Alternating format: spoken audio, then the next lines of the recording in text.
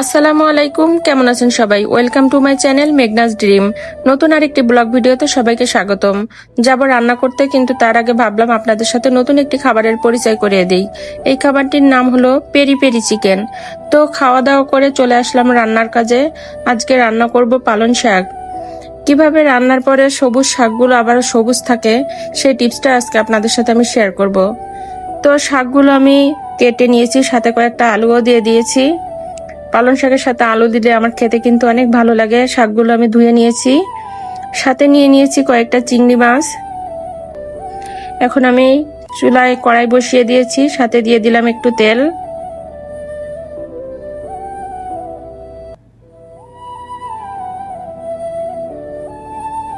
তেলটা হালকা গরম হয়ে আসলে এখন আমি এর ভিতরে কিছু পেঁয়াজ কুচি দিয়ে দিব।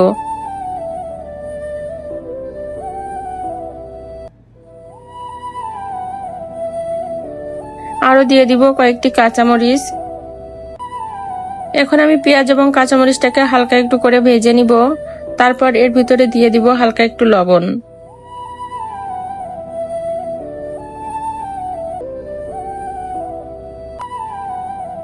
পেঁয়াজ এবং কাঁচামরিচ হালকা একটু ভাজা হয়ে আসলে এর ভিতরে আমি চিংড়ি মাছগুলোকে দিয়ে দিব।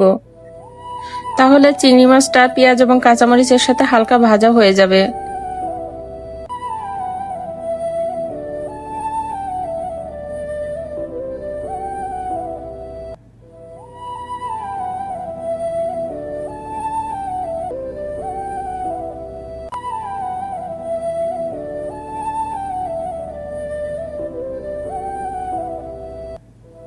চিংড়ি মাছগুলো হালকা ভাজা হয়ে আসলে এখন আমি এর ভিতরে একটু হলুদ দিয়ে দিব।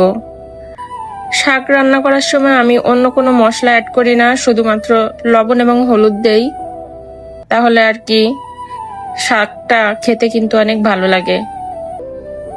শাক তো শাকই, শাকের সাথে মশলা দিলে অন্যরকম তরকারির মতো হয়ে যায়। এজন্য আমি শাকে অন্য কোনো মশলা দিই না, শুধু লবণ হলুদই দেই।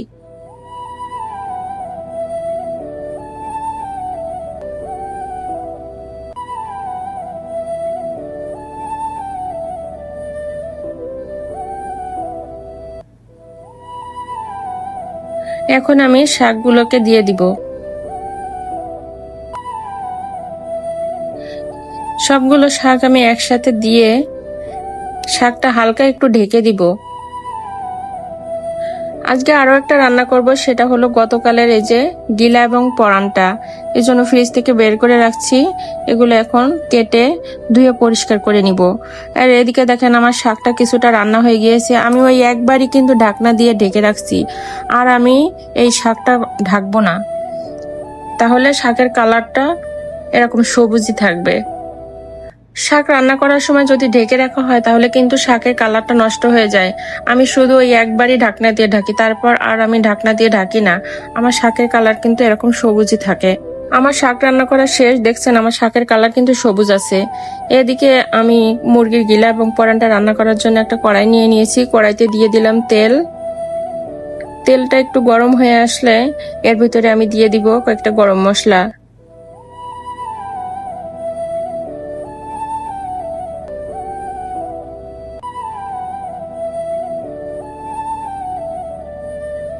এখন আমি দিয়ে দিব কিছু পেঁয়াজ।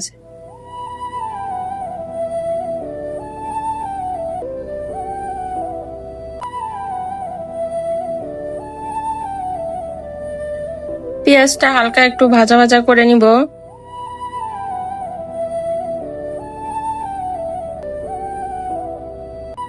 আর এদিকে দেখেন আমি মুরগির পরান এবং গিলাটা পরিষ্কার করে ধুয়ে রাখছি। এখন আমি দিয়ে দিলাম একটু আদা রসুন এবং জিরা বাটা, সাথে দিয়ে দিচ্ছি একটু মরিচ বাটা। যেহেতু এটা ঝাল ঝাল খেতেই ভালো লাগবে, এর জন্য মরিচটা বেটে দিয়েছি। সাথে দিয়ে দিলাম একটু লবণ।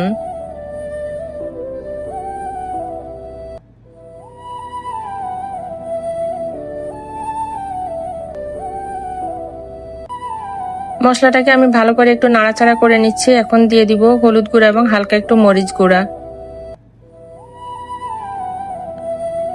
সবগুলো মশলা আমি একসাথে দিয়ে এখন মশলাটাকে ভালো করে একটু কষিয়ে নিব। এজন্য দিয়ে দিব একটু পানি।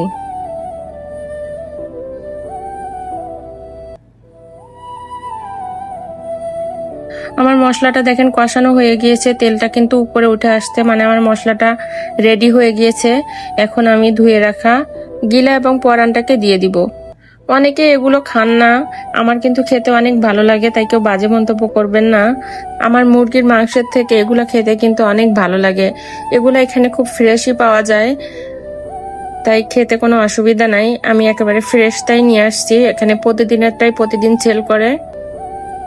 আমি এখন এগুলাকে মশলার সাথে মিশিয়ে নেব ভালো করে। আমি ভালো করে নাড়াচাড়া করে মশলার সাথে গিলা পরানটাকে ভালো করে মিশিয়ে নিব, তাহলে কিন্তু খেতে অনেক ভালো লাগবে। এর সাথে আমি এখন দিয়ে দিব কয়েকটা আলু।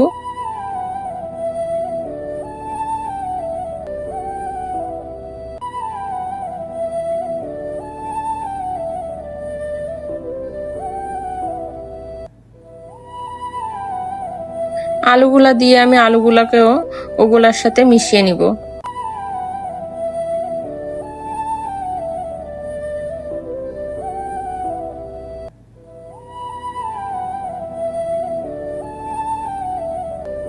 এই যে দেখেন আমি কিন্তু পানি দিই নাই, তারপরেও কতটা পানি উঠছে।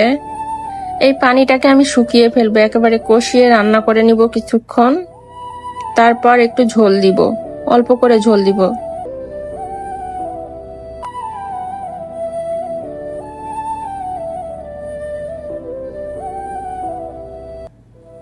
এখন আমি আরো প্রায় 10-15 মিনিট রান্না করব চুলার আঁচটা বাড়িয়ে দিয়ে। আমি ঝোলটা শুকিয়ে ফেলবো, খুব বেশি একটা ঝোল আমি রাখবো না, কারণ এটা শুকনা শুকনা খেতেই ভালো লাগে, খুব ঝোল থাকলে খেতে কিন্তু অতটা ভালো লাগে না। এই যে দেখেন কত সুন্দর একটা কালার আসছে, খেতেও কিন্তু অনেক মজা। আপনারা কে কে খান অবশ্যই জানাবেন, আমি তো অনেক পছন্দ করি। আর আমার ভিডিওটা আপনাদের কেমন লাগলো অবশ্যই জানাবেন। যদি ভালো লেগে থাকে অবশ্যই আমার চ্যানেলটা কিন্তু আপনারা সাবস্ক্রাইব করে যাবেন। এই যে দেখেন আমার রান্না কিন্তু শেষ হয়ে গিয়েছে। সবাইকে অসংখ্য অসংখ্য ধন্যবাদ আমার ভিডিওটি দেখার জন্য। আসসালামু আলাইকুম।